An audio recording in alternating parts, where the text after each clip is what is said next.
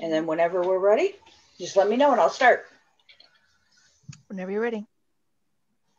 I'm ready. I'm ready. All right. Good afternoon. Thank you for joining us on our first Virginia Family Network Lunch and Learn of the new year. Today we are going to be talking about autism and many aspects and different questions that we've had or heard over the years to hopefully give parents and grandparents and other family members some insight to what is going on with our kiddos. Today, I'm joined by three wonderful women who all have their own lived experience to share, along with some helpful resources and tips for us today. I want to remind everyone that you're able to put questions and comments down in the comment box to this video, and we'll be able to answer any of your questions and chat along with you today. Without taking up any more of time, I'm going to let these ladies take it away and introduce themselves and how they've gotten to know us and how they've been able to move through this world with autism. I'm the oldest, so I'll start. My name is Beth Tully, and I've been involved with NAMI for years as a parent and as a grandparent. And also, I have my own challenges with mental health, with depression and anxiety. So autism became a part of my life about 4 or 5 years ago. I worked in a field where I was familiar with autism, but it came home when my granddaughter was diagnosed, and lately another family member has been diagnosed and another one is questioning. So I have learned an awful lot during the last several years, really researching to see how I could do a better job of supporting my family members. And also, I've become involved in a lot of advocacy work because of what I see happening to kids with autism in the school system and also in the criminal justice system. So that's a quick story. I'll move on to the next. Cindy, you want to go next? Sure. My name is Cindy Maurice, and I live with my family in the Shenandoah Valley. I've been taking care of kids for quite a few decades. But what brings me here is our youngest son, one of our gifts from the state of Virginia. This young man was in foster care and joined our family permanently in 2006. And autism is one of his more prevalent diagnoses. I'm also a school nurse, and through my work with my son and with my clients, I've kind of busted out of my comfort zone and love to advocate and educate and share my knowledge with friends and family and others who are on this journey with us. There you go. Welcome. Miss Tara, I'll pass it on to you. Okay, I'm Tara Vance, and I am autistic myself.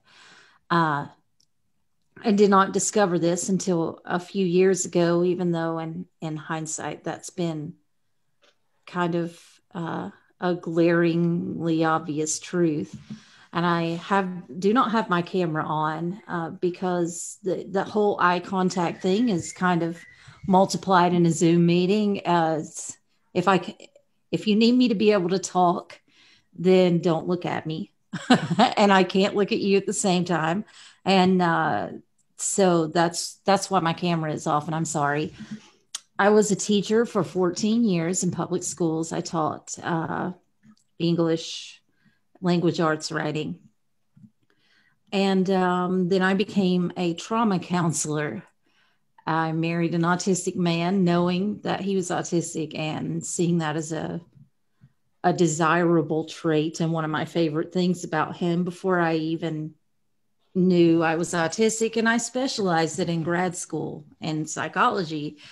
and I still didn't figure it out until I had someone show me autistic adult writing from women who were autistic, and just, it's a major paradigm shift. My daughter is also autistic and has high support needs, and so are my brothers, and we're kind of looking around and seeing my whole bio family, and so my husband's as well. We're almost all autistic, and so that's me. I'm very happy to be here and thankful to be guest. Oh, biggest thing, I'm the CEO of Neuroclastic, and that's why I was invited. That is a nonprofit organization. We have over 400 contributors who are autistic, and ranging from non-speaking teenagers to celebrities to peer-reviewed researchers in psychology and neuroscience, and world-renowned experts, and homeless people and people in assisted living. So we have a lot of resources that are ad-free, and you don't have to sign up. You can just visit neuroclastic.com, and we have hundreds of free resources for you to enjoy. Thank you. So I'm going to let you guys take it away. I know you have some PowerPoints that you have put together to help explain everything. Okay, I will share my screen and start that.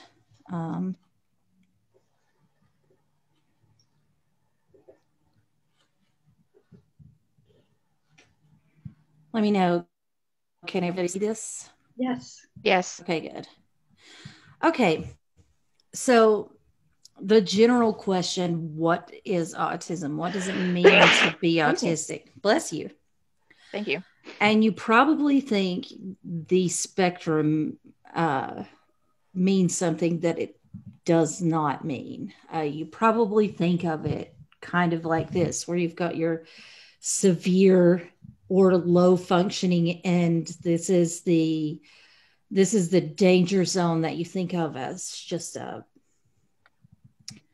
very difficult experience. And then you've got your mild high functioning. This is probably what you might assume from hearing me speak right now about me, and just someone who's affectionately quirky, a little bit nerdy, and just really likes facts. But otherwise, this is not at all what it means to be autistic, though. And that is not what the spectrum means either.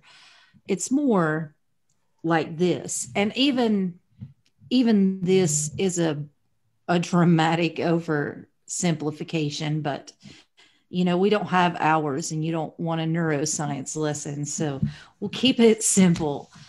Pragmatic language is your social language, your communication, and it includes your body language and eye contact.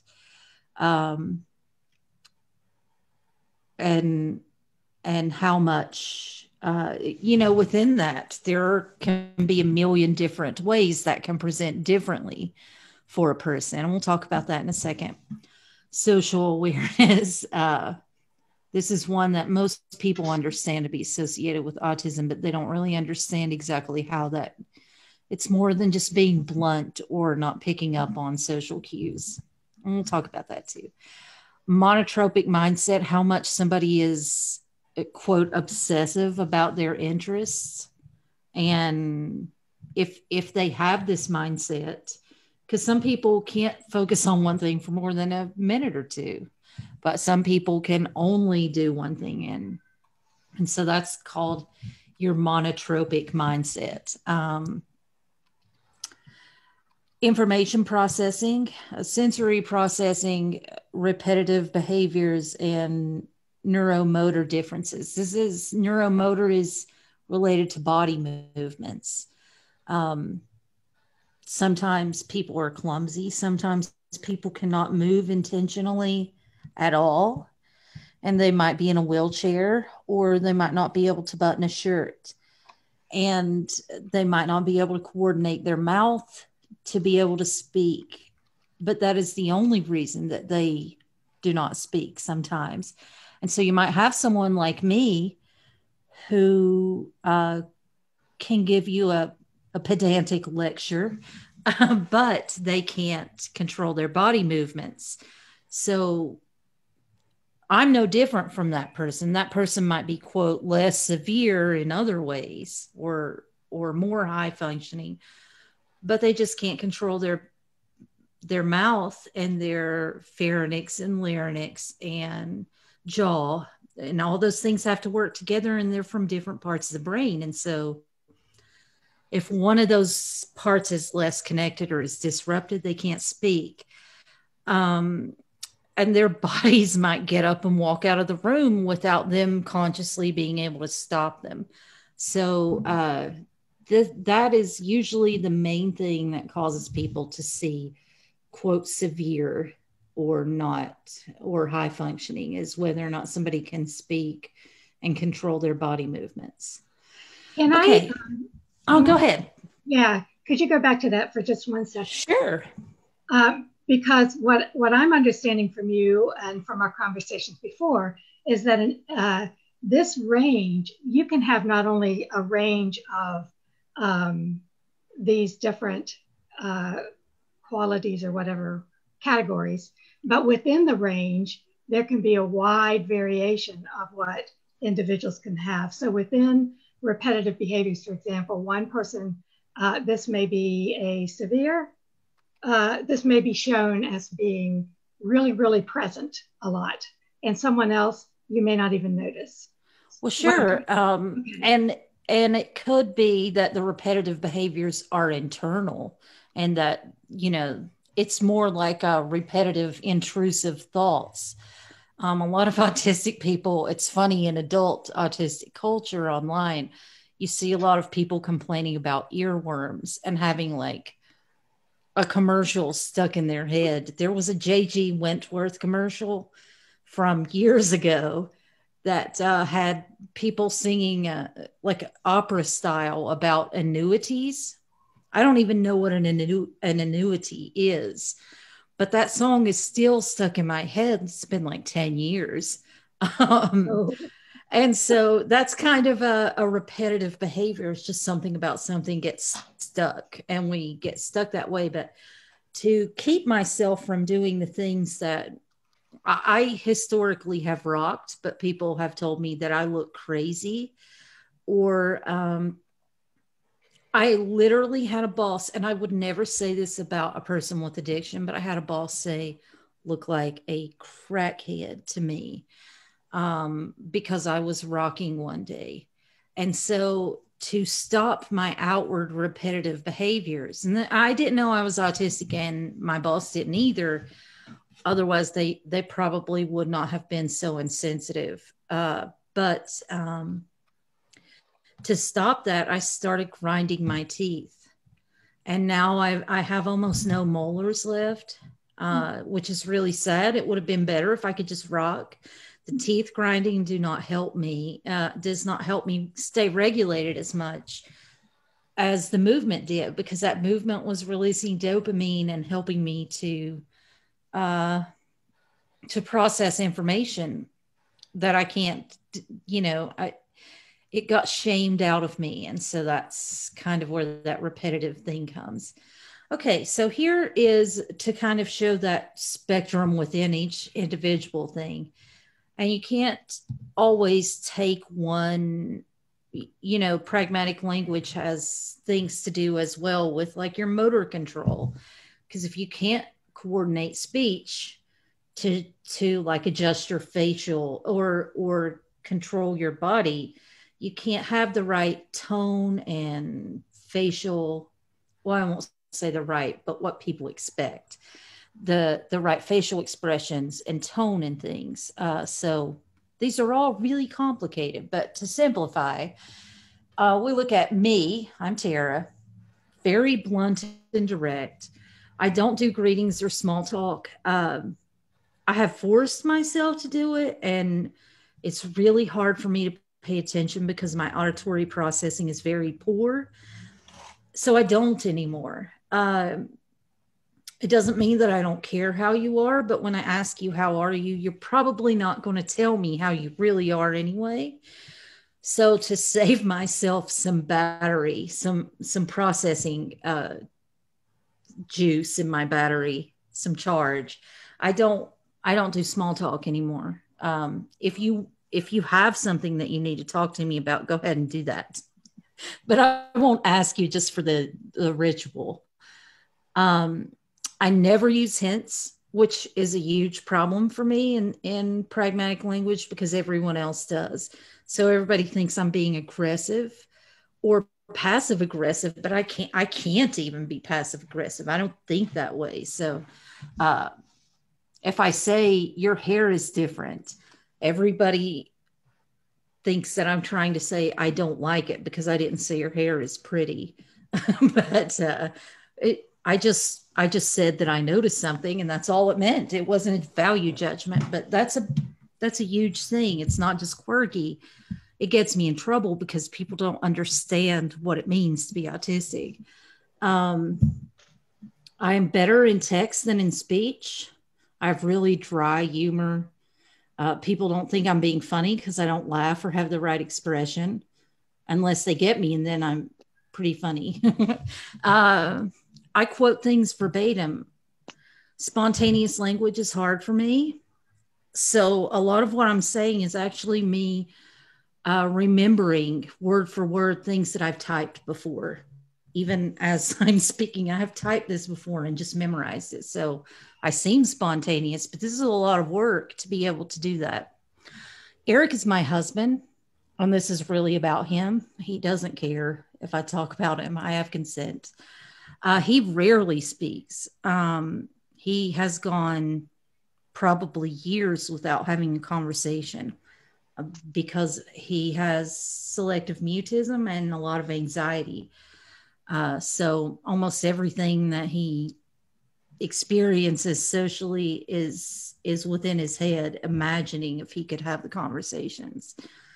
He rarely gets past greetings and small talk because he gets too nervous to be able to continue the conversation, doesn't know what to say. He mumbles. People have a hard time understanding him because it's just hard for him. When he gets going, it's usually on one topic, and he'll go on just factual knowledge of history of something for a long time. He has very poor auditory processing. He responds to what he thinks people said. And he just has to guess what they've said because it takes him forever to process what's auditory. He has a slight lisp, not bad. It's only there when he's nervous and he stammers and stutters. But when it's just me, he's pretty fluent. It took him a while to get there. I actually call him B because when we first met, he bumbled so much with speech. And now in hindsight, I realize those are autistic things. I was very affectionate towards them, but I didn't pathologize them. I just thought he was really nervous, and it was, it was kind of cute. I guess I stayed with him, so I liked it. Leo, he's so energetic. He's so charismatic, but he becomes catatonic. So when he gets low, he can go weeks without speaking at all. When he's hyper, he dominates the conversation. He's got a rich vocabulary, a loud booming voice, and laugh. From day to day, he might be super outgoing, or he might not say a word for 4 days or weeks. He swears a lot creatively. Then Zane is considered non-speaking. He speaks, but the words don't match his thoughts. And so he wants to tell you that, he wants juice and pizza for dinner. But what comes out might be a thing about playing Monopoly. And he doesn't know why that happens to him. But that's that motor connect thing you see with people who've had strokes and sometimes seizure disorders. But this can be someone's whole life. It doesn't mean they can't understand what they hear, but they can't make speech come out. to match what they understand. He has coprolalia, which you might not know about, but he screams swear words and he can't help it. And so he's very embarrassed to go in public. And echolalia means he repeats things that he hears other people say or on television. And when he speaks spontaneously, it comes out in a rhyme. He always sounds sing-songy. He loves dark humor and slapstick and insults, insult humor. And he has really poor motor control. So in public, it's dangerous for him now that he's an adult, because he might see a sweater and feel like the texture is really interesting and reach out and touch that person. And he can't help it. But if you're a grown man, that's dangerous because people don't know what it means when a stranger is grabbing at them. So that's a worry a lot of parents have.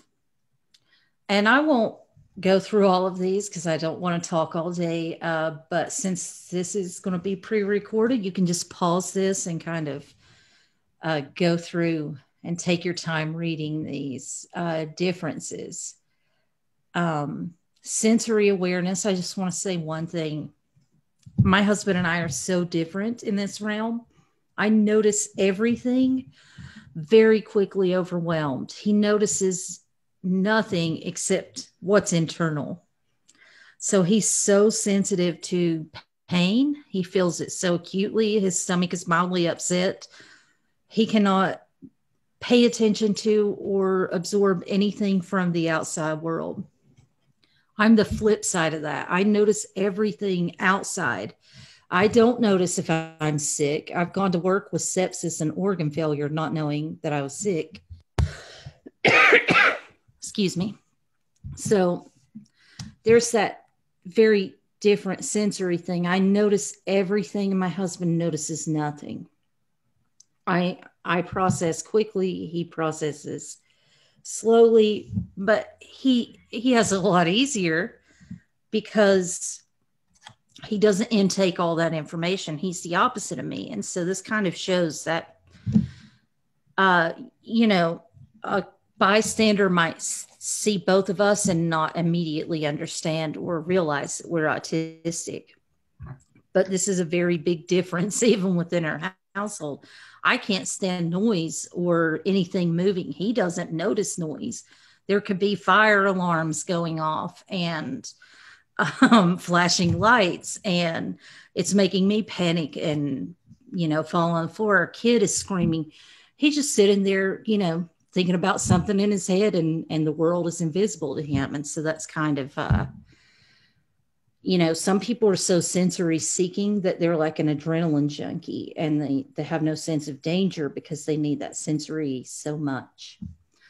So why? Oh, sorry, go ahead.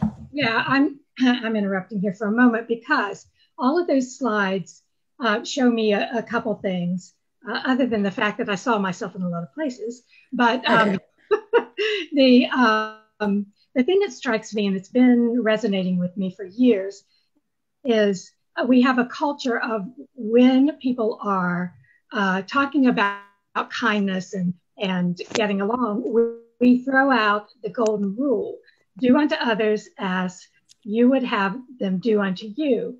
And I read years ago about the platinum rule, which is do unto others as they would have you do unto them, which I think those slides beautifully represent. We don't all have the same needs. So if I do for you what is good for me, it may be horrible for you. And I think we kind of, as a culture, need to recognize what is good for me is not necessarily good for someone else. I want to give you a standing ovation right now. You get it. Congratulations. You have understood. And I'm going to go ahead and break format because that was a perfect segue into this. And I think to follow up on Beth's comment, seeing something recently, the difference between equality and equity. Yes. Yep. Do you want to build on that? Giving the example that I've seen, and I apologize, I don't remember who made this two slides, and I don't have them handy, but it's a picture of three young men wanting to look over a fence, and equality, and the three men are different heights, and they're all given equal boxes to stand on. So the tallest gentleman is now much higher, can see well over the fence. The second gentleman, who was, medium height, can look up to the top of the fence, but still is struggling to look over. And then the smallest man was given the same box, and he's not even to the top of the fence. And that's equality. They all got the same thing. Equity is the same three men. The tallest gentleman, who can look over the fence, didn't receive anything because he has what he needs already. The middle gentleman was given one box to help him look over the fence. And then the shortest man was given two boxes. So now all three men have what they need in order for all three of them to look over the fence to what they were looking at. Yes, that is what you said, and what Beth said is really, we had a question that we often get asked that we were going to scrap because it was kind of implied of, what do autistic kids wish their parents knew? And that's it, is that, they're not trying to be difficult. They're wired to need very different things that don't easily fit into the normal life of everyone else. And so you both nailed it. Equity is what autistics need over equality. You can't treat an autistic person the same way because they don't have the same access. They need access.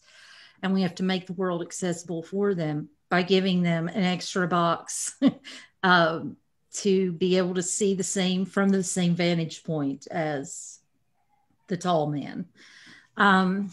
So this is going to be the fastest, easiest advanced neuroscience lesson that you've ever had. And don't be intimidated, because it's an analogy. So allistic is what we call non-autistic people. And it's, almost all people are like this. And so we call it allistic. Most brains are like well-connected highways between points of interest. They have clear exit ramps and relatively even traffic distribution.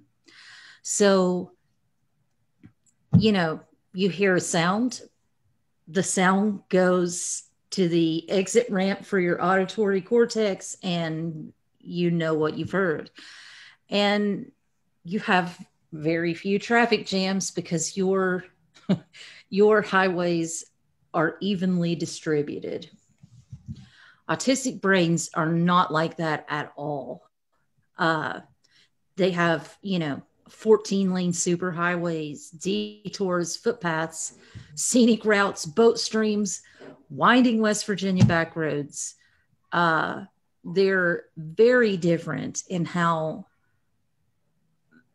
different connectivity is. So somebody has 14 lanes of visual input where you have 2 and everybody else has 2. They're able to take in tens of thousands of times more information than most people, but then they have to process it and put it somewhere. And so, the processing point is your hippocampus, and you don't need to know that, but just think of it like a toll booth that directs you to where you need to go, and things get stuck there and backed up. And that's why autistic people need downtime. And that's why meltdowns happen, because they have a traffic jam. And so parts of the brain and autistic people are hyper connected. That's that 14-lane superhighway. and some parts are hypo or underconnected, and they may be totally non-functioning.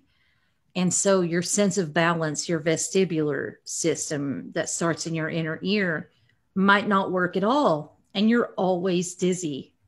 But you stay upright because you use your sound to orient yourself in space. But that's not as easy as it is for everybody else. And so just standing up is a ton of hard work that other people can't understand. And there can be millions of different ways that being autistic makes you very different. And everyone has some mild variations here and there, but autistic people have extreme differences. And they may never even map out how they're different in their whole life because research is just very behind, and because every autistic person is so different. So it's uneven distribution of resources, and that means that autistic people may have very different talents and extreme areas of strength and also extreme weaknesses, but we tend to see the strengths as like a fluke and not meaningful because they're not typical, and that is a problem. And that means autistic people are natural specialists. They tend to naturally play to their own strengths. And a good analogy is, imagine an infectious disease expert whose specialization is to manage pandemics. That person, prior to 2020, has gone their whole life with everyone saying that they waste their time and talent. And then all of a sudden, that is the most important person in the world. Do we want to say that we should never have things like this? They're pork barrel spending, a waste of time, because we don't immediately see the need for this kind of brain, this kind of specialization. And so autistic people specialize a lot earlier than other people because their brains are wired to do certain things and do them very well, and they're not multitaskers. This is my favorite thing ever. I asked a fireman told me this, an autistic firefighter. And he had a friend. I'll just read this quickly because he said it better than I did. He said, "I'm autistic and a firefighter. A friend of mine asked me if I thought her son could be autistic, and what exactly does it mean to be autistic? Put on the spot, I defaulted to talking about my favorite topics, firefighting and trains. I told her that most people are very similar. Their differences are like the difference between a minivan, a sedan, a sports car, and an SUV. Their differences are relevant. They excel in various areas, and they are essentially able to perform the same basic functions. Some need more gas, some can tow more, some are faster, some have bigger trunks, but they're functionally similar. But I'm a fire truck. I have terrible suspension. If I run over a quarter, I can tell if it was on heads or tails. I can't turn corners easily or gracefully. It takes me a very long time to get up to speed. I don't do well for errands. I'm not convenient in parking lots. Everyone is sad that I'm not a sedan, but that's only because they haven't been caught in a burning building recently. My sister is a steam engine. It takes her a very long time to get going. She gets on a track and stays on it. She can carry more for longer than anyone I've ever known, but she cannot just stop. Nobody is as powerful as her or as long-suffering. She can't adjust her trajectory. People are frustrated with her because she isn't spontaneous enough. But that's like being frustrated with a steam engine for not running to the post office and picking up a few things from the convenience store. Trains and fire rigs are not sedans. If someone wanted a sedan, they might not realize the value of a train or a rig. And that is the end of my little... Beautifully said. That's really, thank you, Tara. That was, I love that. That was spot on. I love that too. That I actually cried the first time I read it. It was great. So I'll turn it back over now to, sorry it took me so long. I'm bad at gauging time.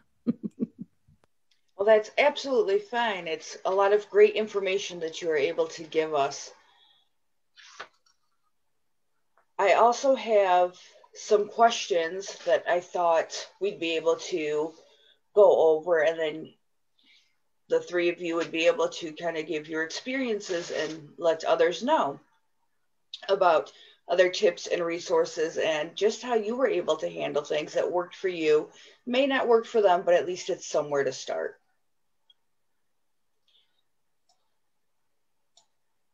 So we talked a little bit about what it's like for an autistic child and what they may want us as parents or as other people to know.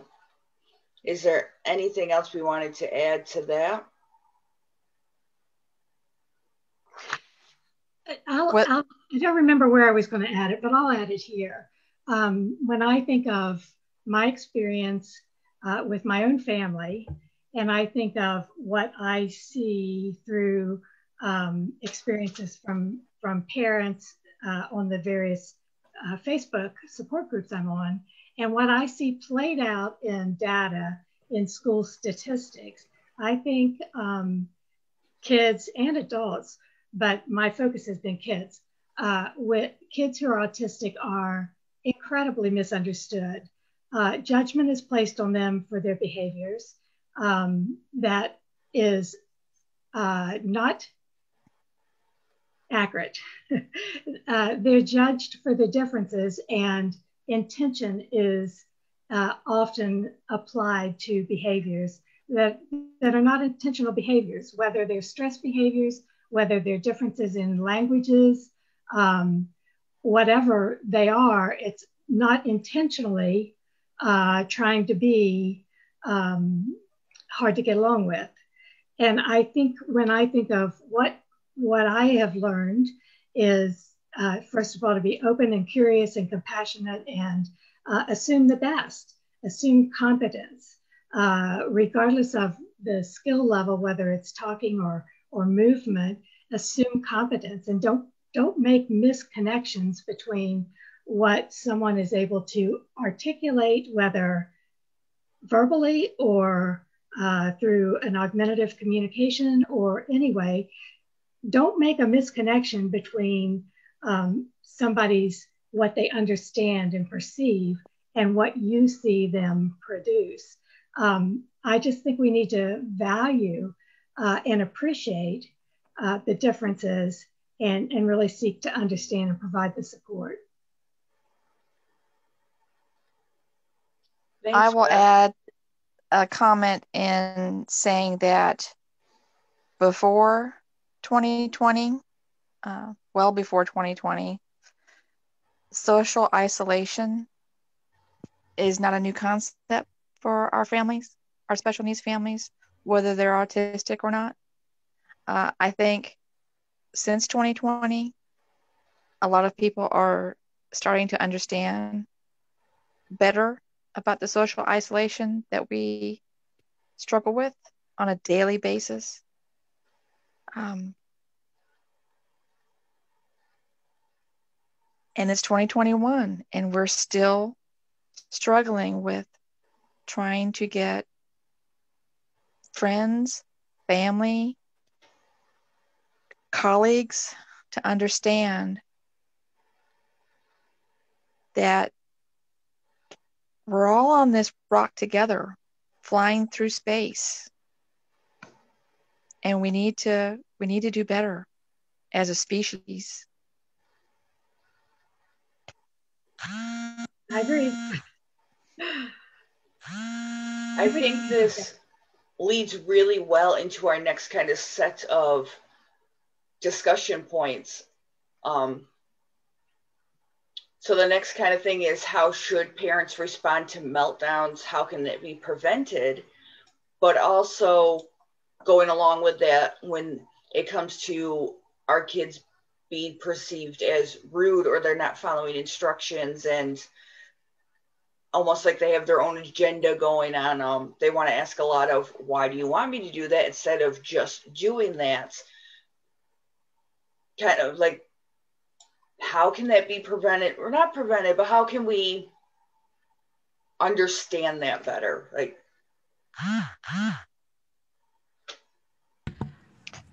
Okay, so that is a great question, and I am going to screen share again so that I don't leave someone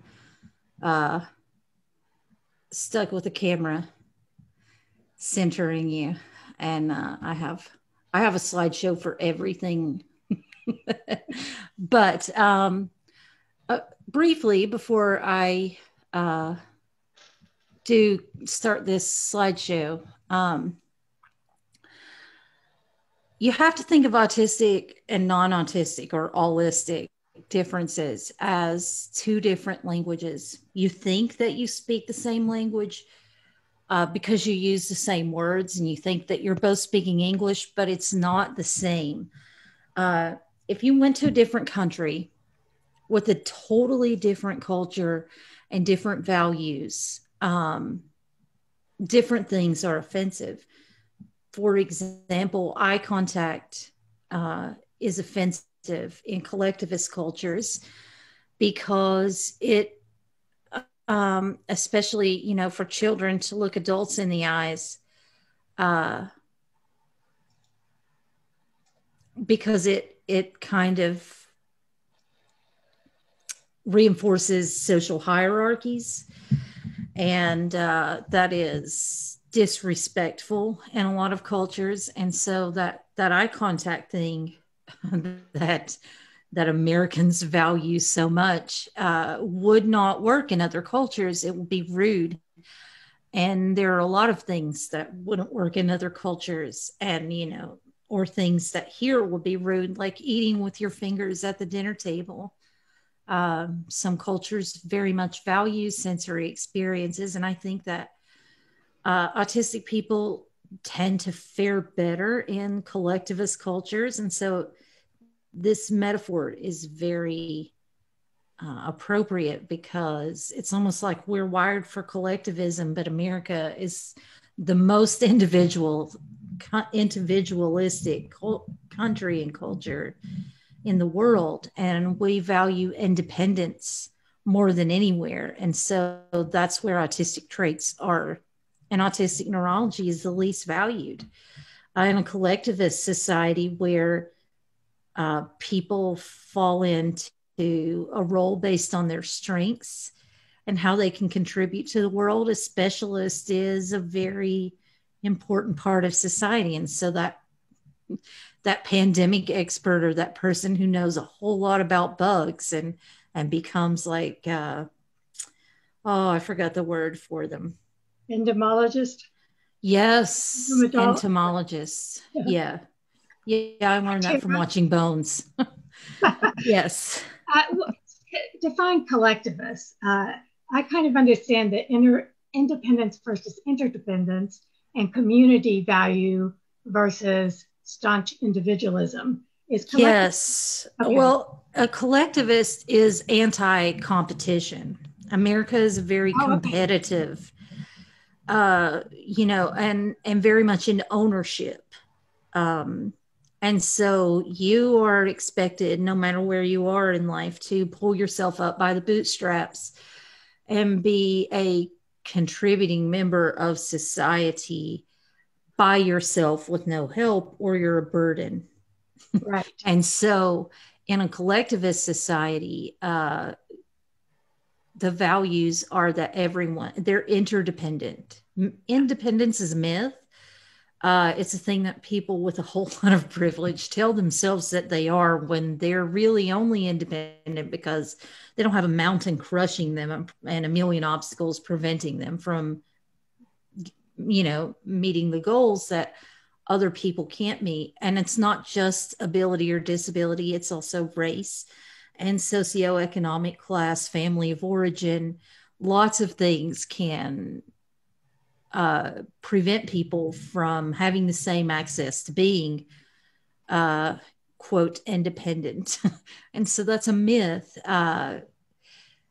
So we have to change our values and kind of see in a less competitive and a more cooperative way. We have to stop trying to make our kids fit to society, and we have to change how society is. You can't make that person who can't see over the fence any taller. So what we have to do is convince society that that person should have two boxes, because, the independence, he should just try harder to see over the fence, is not, that's not something that's going to ever happen. That doesn't mean that he should never be able to contribute to the conversation of what's on the other side of that fence. But without the two boxes, he never will be able to. So we have to see, right, when we help everyone, the whole of society is better. And so that's a very philosophical and not where I'm meant to go, but Tara, you reminded me of a story I heard once about going to Holland. We get on, we work and plan for a trip to Italy. We've learned how to speak Italian, get on an airplane, and we're diverted to Holland. Don't know anything about Holland, wouldn't know it. But if we focus on trying to get back to Italy, we miss the beauty of Holland. And I think that's part of what keeps me going, is that, yes, we struggle.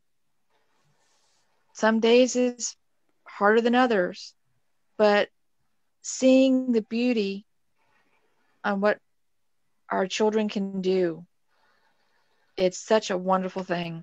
And thank you for reminding me of that. Yes. So you're saying let go of your expectations, because sometimes things are different. But that doesn't mean that they're ruined. Different right. does not mean ruined. And right. You can choose to be upset that you're not in Italy, or you can choose to enjoy and appreciate Holland, because that's the lot that you were given. Yes, exactly. That's beautiful. I love that. Okay, so let's talk about autistic overload. This is that thing where you've got a traffic jam in your brain. Autistic people, and we've talked about this, so I'm going to skip through a little bit of it, but you have the ability to pause and read these slides if you want. I just can't make this last 12 hours long. I could, but I won't do that to you. But if you want, the slides are there. So autistic people can experience, and we have names for them in our community, and you might call them something else, and textbooks might call them something else, but I'm going to use autistic culture language to describe what we have as a community collectively come up with, kind of a shared knowledge base that comes from tens of thousands of hours of advocates working together to talk to autistic people all over the world and experiencing things. And, we're all very different, but we have a lot more in common with each other than we do with everyone else. And so, just keep that in mind. So autistic people react differently to overstimulation. Some people shut down, some people melt down, and some people withdraw. And those things are very different. When somebody has a meltdown or a shutdown, they might not be fully conscious. They might not have full control of their bodies. And this might start before they actually get to a meltdown. And so someone's speech gets a little bit off, and they're stuttering, and they're not making a lot of sense, and they're starting to get loud. And so that's the beginning. That's some of those signs that you can notice. They start to stim or move more, or they get stuck in a track and they're repeating something over and over, like they're not hearing what you're actually saying. It's because they're not hearing what you're actually saying. Yes, that happens to us. It's kind of like being stuck in a night terror where you're semi-conscious, maybe even that you're asleep. But then you see spiders crawling up your legs, or you can't move and there's a ghost standing in your room, or something horrifying. But a meltdown, that level of overstimulation is causing a storm in your brain that you cannot control. And so the best possible way to handle a meltdown is to notice the signs and prevent them in advance. But they happen when the brain has consumed more stimuli than it has the capacity to process. And since the world doesn't give autistic people permission to take breaks when they need them. Autistic people wake up every day differently. They might have a full battery and they can do everything that you can do with no stress whatsoever. Or they wake up and they don't have the body awareness to tell that they're sick, but they have this incredible brain fog, and everything you say feels like an attack to them because they can't process and they don't even know why. They've started with a low battery, and you've started filling it up when you say, okay, let's get ready for school, and you're snapping your fingers, and they feel like you're poking them with a spear. They don't understand because they don't have the capacity at the moment to process all that. I'm going to make one comment about that. Sure. Because it is such an incredibly important comment. Like my comment's important. It's an important concept. What you're saying is also related to the brain science of the stress responses. But what strikes me and what I experienced with my son was our culture is built on rational, is built on talking through things, is built on you say something to someone and they're supposed to understand it and acknowledge. So, but when somebody, you said it, when somebody is in this state, whether it is an autistic meltdown or fight, flight, freeze, which I don't know the intersection of those, but when they're in that state, physiologically, they're not hearing and they're not processing.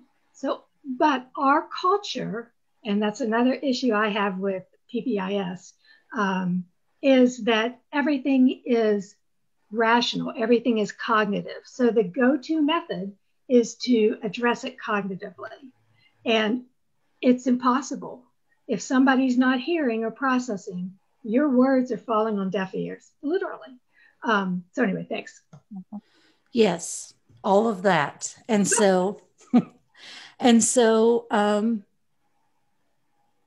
we also have to realize how much, for autistic people, social involvement adds to this.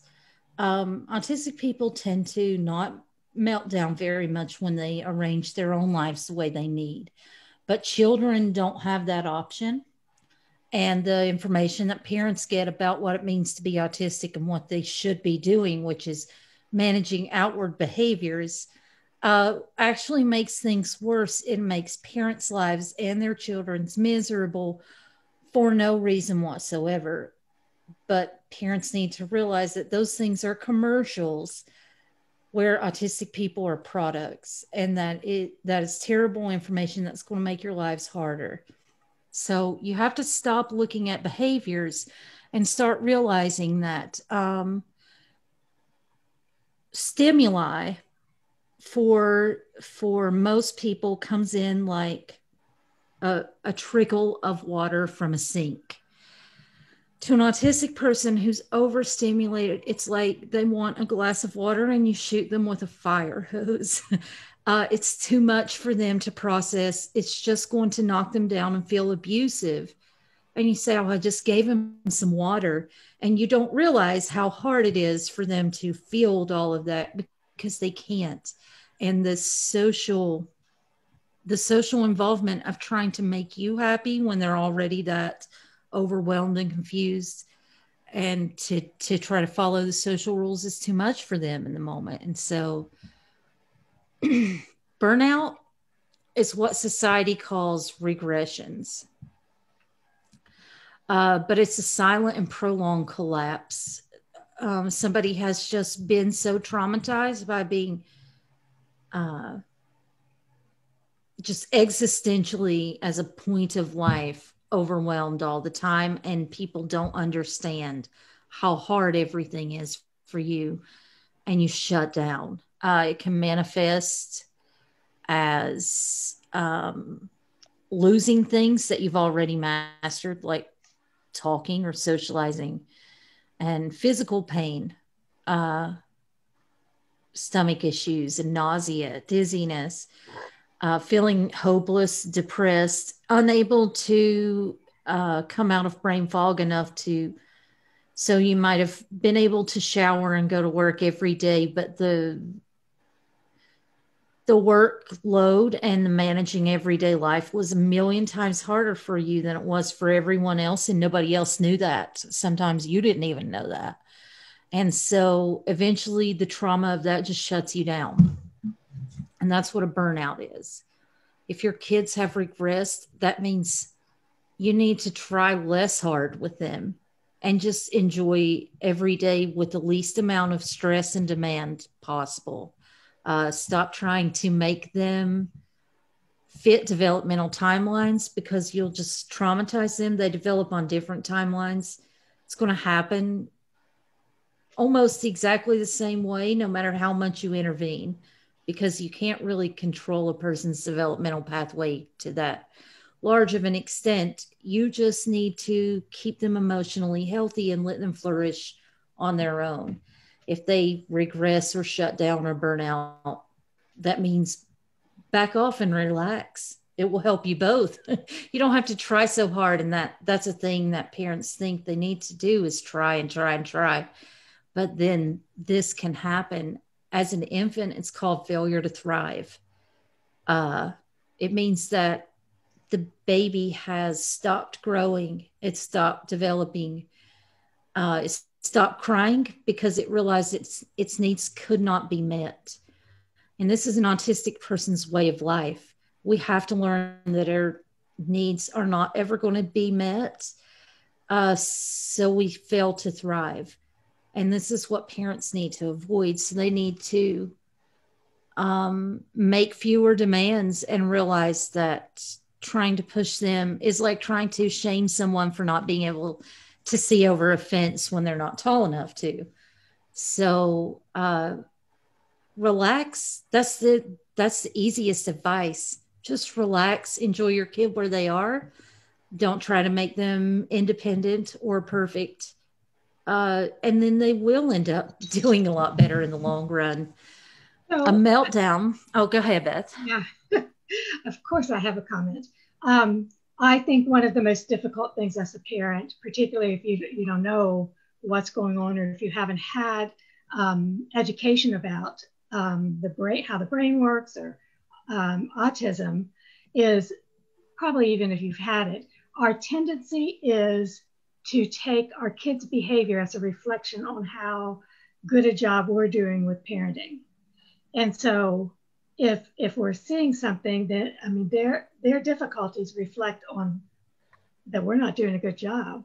And it's magnified by the communities and probably lots of families' expectations of us being able to keep kids under control, to be able to make them do what other kids do, to be able to make them follow the rules, and all of this stuff. And I think my best advice is exactly yours, Tara, and that is stop listening to other people's expectations and put your kid right smack in front, with your goal being to connect and support your child in ways that make your child feel like he or she is seen, they're heard, they're valued. And you'll have time later, as they grow and develop, to understand for them to be able to meet other expectations that are reasonable. A lot of our expectations aren't even reasonable, but focus on the kid and see them as a kid who is struggling versus a kid who is acting out and giving you a hard time on purpose. Yes, great advice. Okay, a meltdown is extreme stress reaction that manifests itself as a furious outburst of overwhelming sensations, and behavior will follow that. Some researchers are looking into it being what's called a psychogenic non-epileptic seizure or partial seizure. It's very hard to research this with neural imaging because you have to actually prompt a meltdown, and then the person has to be still enough to be able to measure their brain activity while they're in the middle of one. And right now there's no way to do that. But they're making helmets that people can wear that are like a mobile MRI. So we will be able to prove it. And then people will see that, you know, meltdowns cannot be helped. They can't help what's happening when they go through it. We just have to see them safely through.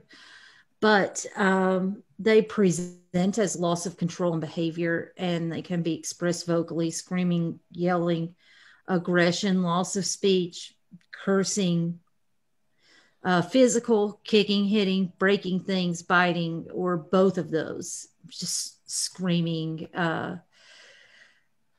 And everyone can relate a little bit to what happens in a meltdown. If you've ever been extremely frustrated, you might have bitten your hand before or punched a wall, even though you knew it was going to hurt. You might have banged your head against your desk when your computer was not working. And those things are like a millionth of what a meltdown feels like. Just having a meltdown is traumatizing. And autistic people will do anything to stop it before it happens.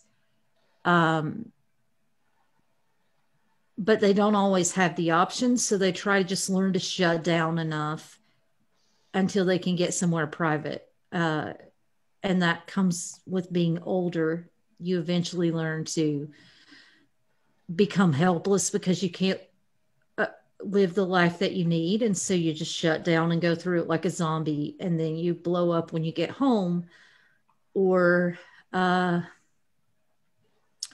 they're humiliating and you have a meltdown on the job or somewhere, and people think you're insane, but they can't completely be avoided, especially in a world where people think your needs are special snowflake syndrome. Trying to stop meltdowns by increasing someone's distress tolerance is torture. It should be in the Geneva Convention. It should be totally illegal. It is a torturous thing.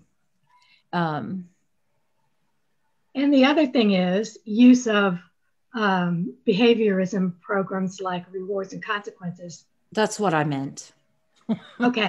I didn't know if I could say that here or not, but I'll say if I'm allowed to say it, yes, behavior therapy is torture for that reason. It just teaches autistic people learned helplessness and to become a zombie walking through their own lives, not ever advocating for their own needs, but they make you more comfortable in the moment because they can pretend to not be suffering a little easier. That, you know, is similar to if you went to a dietitian to lose a few pounds and they punched you every time you ate something that was not a fruit or vegetable. That's not a healthy way for you to approach being healthy as a human. You might actually lose weight. And if you have a terrible partner who only cares about you for the way that you look, they might be happy and proud of you for losing weight, but it has damaged you permanently and caused you trauma to get to that result. So yes, it worked. It met the goal, but at what cost? And that's kind of what behaviorism is, and why You have So to understand that autistic people have emotions and needs, and training their behaviors is to train them to not meet their own needs and to not understand them or even try. if you can even impact it, and what happens, and so you're talking about ABA kinds of therapies, I Yes. think. And I also go to the systems of rewards and consequences. They don't call it that; they call it positive behavior interventions and supports. But it often is built on. I mean, if it is built on um, rewards and consequences, and all from a cognitive level, then it works for kids who don't need it. But for kids who, the kids who struggle, it doesn't even work. I mean, some kids can't mask. It completely. That's why you see. I'm going to throw something out here.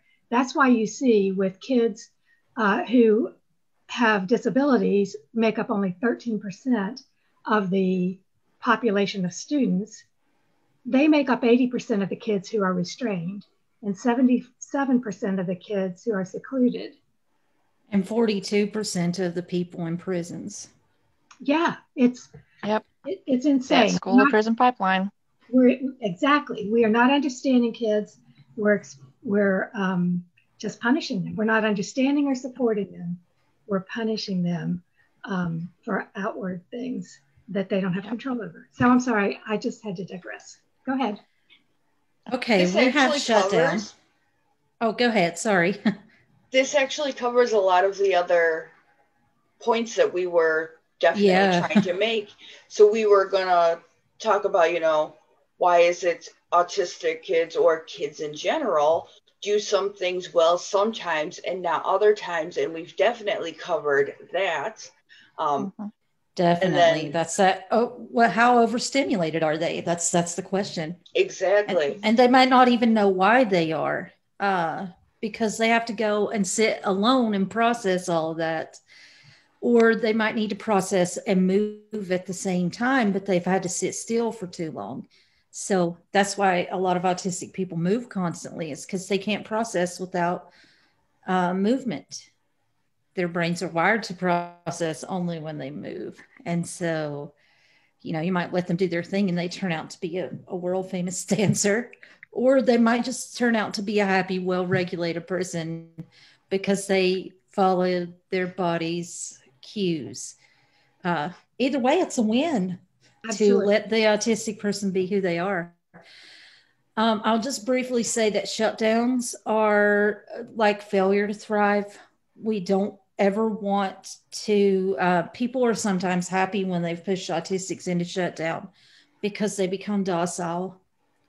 And they, you can kind of imagine a shutdown as giving someone a lot of tranquilizers. That's not really an optimal way to live a life.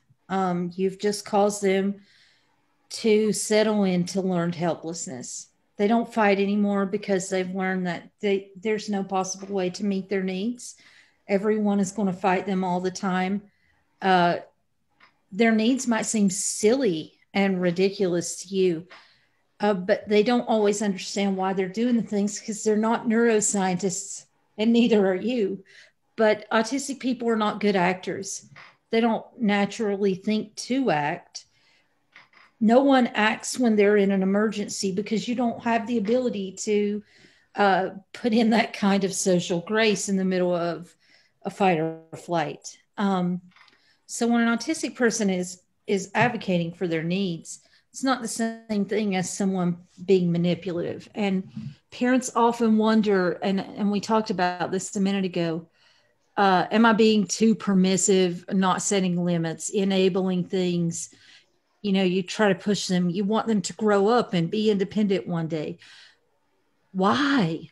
Why is that your ultimate goal? You want them to grow up and be supported to live a life where they're happy and well-adjusted and healthy, more than you want them to be independent and suffering and miserable. Right now, most Americans are not independent, and the world understands that there are exigent circumstances and people are falling apart because we're in the middle of a pandemic. Autistic life is like this pandemic life times 10 at all times, every day. And they need supports. Otherwise, they're never going to be okay. So we have to stop worrying that they're going to grow up and need accommodations. Like, OMG, people are going to think you're disabled if you have to have an accommodation. Well, yes, we are absolutely disabled. That doesn't mean that we don't have abilities. It means that we don't have the same ones that the world has made room and space for. So stop worrying about being too permissive and enabling, because autistic people are not trying to pull one over on you. We really aren't wired that way. We're not passive aggressive. We're not manipulative. As a rule, it doesn't mean that autistic people can't become that, because they're still fighting, trying to get their needs met. So they might see everyone else budges and lies, or if they do lie, then they get their need met. They say their stomach hurts. So they say their stomach hurts every day because you met their need that one time, because otherwise they're trying to tell you they can't, because they're overstimulated. But really, autistic people are not actors. So we need to listen to them, listen to our children when they're. I'm going to say one more thing about that too, Tara. Sure. You were just given such great information. And when I see your slides here, the other thing that strikes me, and you've explained it with the child who is the baby with failure to thrive, or the toddler, there are brain chemical reactions that occur when a brain is on overload, or when the brain is in what to them is they don't even realize it. It's a subconscious threat detection system. Their needs aren't getting met. That chemicals are released from the body, and a freeze reaction or a shutdown reaction, or that's where you get into the dissociation kind of things, it's life-threatening. It is called a catecholamine storm. Yeah, I think that's really important to understand that. And I don't mean to scare people, but and I do want to say something. How much time do we have? Where are we? I feel like we're probably close to an hour, but I'm not sure. I didn't pay attention. I wanted to say, and I don't know whether you're going to get to this, Tara, but I want to say it before we end. Well, first of all, I got to tell you that little thing going around on that brain is, I can't stop looking at it. I know. I'm going to switch the slide because I couldn't either. But there are ways, and I will tell you one of the resources that we'll have on our list is Mona Delahook is one of the premier people out there helping folks understand. And she learned a lot from the autistic community. She is a pediatric psychologist who went back to school to learn more when she saw that what she was doing from the traditional psychology wasn't hitting it. But she has her book, Beyond Behaviors, understanding, using brain science and compassion to understand and solve children's behavioral challenges, goes through and helps you see, identify what the precursors are. When a child is getting dysregulated, what does their face look like? What do their eyes look like? What does their tone of voice look like? She explains that all in this book, and she also goes into it on her website. So as you've been talking, Tara, this is what we see all the time, is the meltdowns that land the kids in restraints and seclusions, or in timeout at home, none of which are effective, all of which are harmful. But until people understand why they're harmful or what's going on, as you've explained today, that's the go-to method. So there are resources. I wish I could. Oh, sorry. No, there goes my filter thing. I wish I could communicate to parents how traumatic a meltdown is. I am a mother. I have experienced childbirth, and it was not an easy one, and it was a natural one. And I would rather go through that 10 times than to have one meltdown. They are, every single one has caused me permanent consequences that I cannot, it's like they've piled up and I become a less functional, less healthy, stable human being every single time they happen. There's nothing that I personally can do to do better at life. But trauma is a permanent thing that people cannot outrun. So if your child is having regular meltdowns, something, sometimes they're unavoidable and nothing that you do can stop them. You don't need to feel guilty that they've happened. But if your child is currently in a life situation where meltdowns are regular and frequent, troubleshoot as much as you can to figure out what's causing them. And they might be totally internal and there's not anything that you're doing that's causing them. But they might also have a lot of social demands that you can't see. Things like behaving like you're neurotypical in a workplace or a school environment so that you don't get bullied constantly and so that your teachers don't get annoyed at you for asking the wrong questions. Whatever it is, help them, because it is a lot of suffering that you want them to avoid. How can you tell the difference between a tantrum or meltdown? I want to say that respectful parenting, even if your kid is not autistic, which there are a lot of differences in your approach between the two that matter. But if you're, wherever your kid is, respectful parenting is best, and it will have the best outcomes for your child in life. You're not spoiling them to respect them. But autistic people do not perceive hierarchies. So you need to understand that authority figures are friends to autistic people. They don't see them as being above and over. And that's why they ask why all the time, because they see everyone as equals and they want to understand why we do things, because everything is really hard for them and they want to ensure that it is good use of their very limited processing capacity. So that's where you get that why question. But your autistic kid cannot control a meltdown. And sometimes you have to do things as a parent, especially if you have multiple kids and a schedule. And you need to understand if something is a meltdown or it's a tantrum. So here are the differences. Is the person in control of their behavior? If they are, and they're able to do something to try and control you, then that is probably more of a tantrum. An autistic person can have a tantrum, but it might lead to a meltdown too. So you want to avoid those. You might manage them the same way for an autistic. In a tantrum, a person's attentive to other people's reactions. An autistic person is oblivious if they're having a meltdown.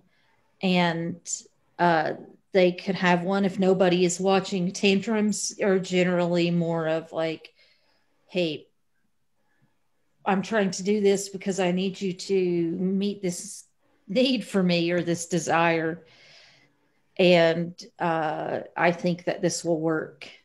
So they have a goal in mind, like getting a toy in a store. And an autistic person might have started with a goal, but by the time they are in a meltdown, they have no control of their thoughts anymore. A tantrum, somebody is not truly hurting themselves. Like in a meltdown, they lose sense of danger and inhibitory control. They may harm themselves to the point of concussion. And I'm saying like ramming their head repeatedly into a cinder block wall or running into traffic. No one does that in a tantrum. That's a meltdown. Before it gets to that point, you want to cut it off because it's life-threatening. You could not possibly make yourself put your hand on a stove burner unless you're having a meltdown, and then you might do it on purpose because that would stop the meltdown. That would cause your brain to go into a different state of self-preservation. And you can't put your hand on a stove burner because that will be, you can't make yourself go through that much pain. That's how bad a meltdown is, that you would rather ram your head into a brick wall or put your hand in a fire to make it stop. So that is externalizing an internal trauma with a less traumatizing thing. So just keep that in mind of how cruel it would be to punish kids for things that are meltdowns. They can't help it, and they're really that bad that they would concuss themselves to make it stop. A tantrum, they stop when the goal is met. So you give that kid the toy they want in the store and they're happy. For an autistic person, you might have postponed it a little bit, the meltdown, if they're just getting started, by giving them what they think they need. But if they've started on that spiral, try to meet their needs. But sometimes meeting the need, it's too late, and it's just going to run its course. So just try to make it easier. The things a person in a meltdown says might not be sensical. My daughter does this. She can't make sense at all when she's having a meltdown. I can't either. But she screams that she needs things that they don't make any sense in the moment. She doesn't really need those things. She just confused. She's having a storm in her head, like a seizure. Your efforts to fix and stop a meltdown might make things worse because you're making them process more information. So other than providing safety, and you can ask them before meltdowns in between, like, do you want me to try and wrap you tightly in a weighted blanket? Do you feel like that will help? They might want you to, and do that. Absolutely. But talking to them and try to reason them through it probably won't work. It might make it worse because it's just making them process social and auditory information, and they can't. So, Tara, I do have one more thing. Can you go back for just a second? Sure. The one thing because I see this, the second point in the tantrum reminds me of 3 situations that are so prevalent in my mind. The ability to reason, understand language, and speak intelligently. So my son, my youngest son, and my sister, both, if you did not pay close attention to what they were saying, they sounded just fine. But if you listened carefully, you were hearing the same things over and over. And if you didn't know the truth of the story, some of the things that were being said were not true. But to an outsider, just listening to the conversation, they sounded like they're able to reason, like they understand language, and they can speak intelligently. It happened with my mom trying to deal with my sister as a child and as an adult. She was always a problem, Mom was, because this kid was so intelligent. I have regrets over thinking my son was rational when he wasn't. And I also see it I saw it in my granddaughter. I'm not seeing it as much, but the place where it's really horrendous is in criminal justice, because if someone sounds intelligent, even though they're out of context, the assumption is that they're rational and that they're smart and that they did whatever they did on purpose. So I think it's really important to understand that you can sound that way and not be that way. Yes, that's that dissociation and going on autopilot. And then that whole, getting stuck in a loop and saying the same things over and over. And when we know someone's epileptic, we look for those things. We look for subtle speech differences and getting stuck or saying the same thing or doing a weird facial movement.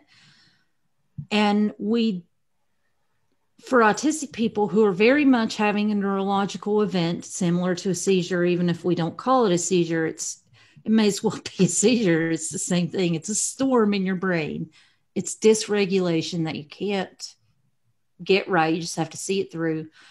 But we know for people with epilepsy or seizure disorders to look for these signs. And we don't punish them because that would be horrible for having a seizure. And sometimes people have focal seizures that are small and or absent seizures, and they don't interfere in a major way, but those things can be a precursor to tonic-clonic seizure, convulsions and losing consciousness fully. And we got to look at autism and meltdowns in a similar way to seizures, and just do our best to avoid the triggers. And sometimes that might mean eventually medications too, to help, overexcited nervous systems not be so constantly overexcited. I wanted to jump here just for a second. Sure. And say, when I started learning about these two differences and seeing them in my son and my clients, the incredible amount of energy that is expended in a meltdown. And the kids are exhausted after. And for my son, he had to sleep for hours after one. I saw that with my youngest son too, who he would fall just asleep. like seizures. Yeah. Well, just like having a seizure, you have to sleep for hours. Thank you for saying that, because that helps illustrate the point too of how, if you think of meltdowns as seizures, they're exactly the same. Another important point is, when you said the incredible energy that's expended by them, you're absolutely right. Speech before a meltdown, when someone's overstimulated, the incredible amount, we tell kids, use your words. An autistic kid starts screaming and you say, use your words.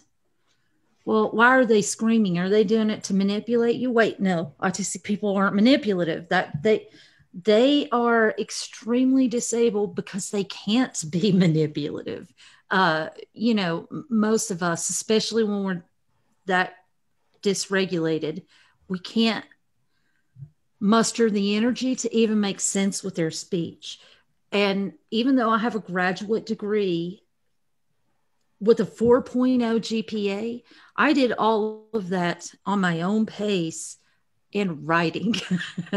If I had to, but I couldn't work a job at McDonald's. I absolutely couldn't. I would not be able to speak into the monitor and take people's orders. It's too much multitasking. But just to say something that makes sense when I'm upset, or when I feel like I'm being scrutinized, which is why I can't turn my camera on, it's too much energy and I will lose the ability. But you want me to use my words. You want me to be logical about it, and I'll try to explain, but you won't get it or believe me. And I shut down or I melt down because, and that's me, this person that people think is high functioning. But I wish people could see all the scars on my body to show that, no, I'm not high functioning. And Cindy can tell you, and Beth can tell you, that a person being intelligent or seemingly normal is that's a myth too. That's another myth. Right. And we have to believe autistic people. Believe your children. They're not manipulative. Don't tell them to use their words, because you're expecting them to have a fire hose pointed at them and then to be able to rationally explain the way that they're feeling in the moment. And you try to talk to them, tell me about what you're feeling. No, don't do that to them. Not a lot of thinking going on. Yeah, they can't. Don't ask them to tell you what they're feeling and to articulate things in that moment. Just give them a break and believe them. Let them have that cookie. Let them watch that YouTube video 800 times, because they're doing it because they don't want to process it. It's keeping them from processing information. A new video will cause them distress. Let them watch that same ridiculous YouTube video again, because they're trying to take the burden off their brain. That's why they're doing those things that don't make any sense to you. Okay, I talked way more than I should have, so I'm going to stop sharing and give it, pass the mic. So this is all great information. We have shared so much about what parents need to know and helping them find some great understanding of what's going on. And I'm sure there's so much more that we could continue talking about for hours and hours. The good thing is, next month's Lunch and Learn, we're going to continue the topic of helping our kids with autism or without, making friends and internet safety and online gaming safety. So if you'd like to join us, then it's going to be back on Facebook the end of February. But I want to thank Beth and Cindy and Tara for all the great information that you've provided us today. And was there anything else that you guys wanted to end with? I'm going to say two things. One thing is, I have learned from the autistic community, and I'm trying to work really hard to undo 43 years of training another way, that autistic individuals like to be referred to not in person first language, which is what I learned and had reinforced over and over and over, which is people with autism, but prefer to be referred to as autistic individuals, autistic kids. But the most important thing I want to say before I leave is that as I have become more and more familiar with autism and with individuals who are part of my family and individuals who are not part of my family, autism to me, when you get that diagnosis, is not a horrible thing. It's a great thing. It's people who are different, who think differently, people who have potential to do things that I don't have to do, that I may not have. I don't want to talk about accepting autism. I want to talk about celebrating and appreciating people, autistic people, because I do think there's so much to value and love about our autistic family members and friends. Yes, there are. And if there's any questions that you still have, please let us know, and we'll try to answer them for you and maybe have a part 2 in the future. Thanks. Thank you all for having me, and I look forward to working more with you in the future. And Beth, thank you so much for demonstrating how to be a great ally to the autistic community with that closing remark. And Cindy, thank you so much for especially for bringing equity in and that great example. And Nicole, for having us on. I've very much enjoyed this. Thank you so much. Thanks, guys.